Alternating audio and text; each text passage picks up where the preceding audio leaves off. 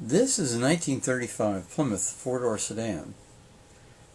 Truly amazing. The owner tells me he got it recently, and it supposedly has less than 40,000 miles.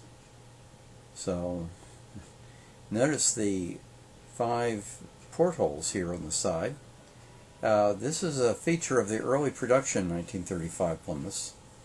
You also notice that windshield pivots out for ventilation. Looking inside, it's evidently been reupholstered. Beautiful job.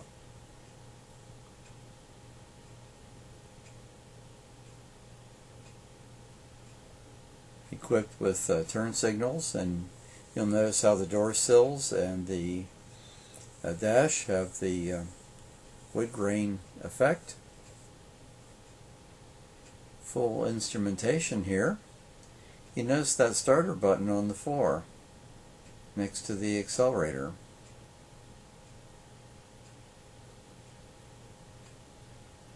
Plymouth started production with the 1929 model year, so they were pretty well established by this time. You'll notice the integral trunk here in the back, and notice the configuration there of the bumpers.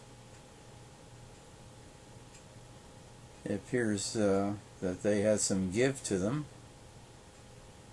if pushed, because that the way the brackets are arranged there.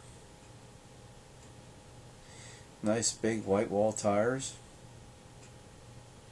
And of course running boards at this point.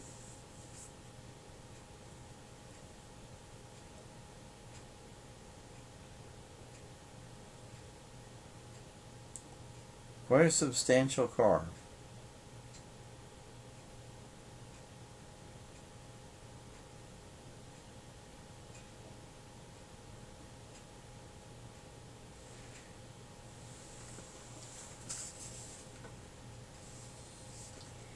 And this had an 85 horsepower flathead engine.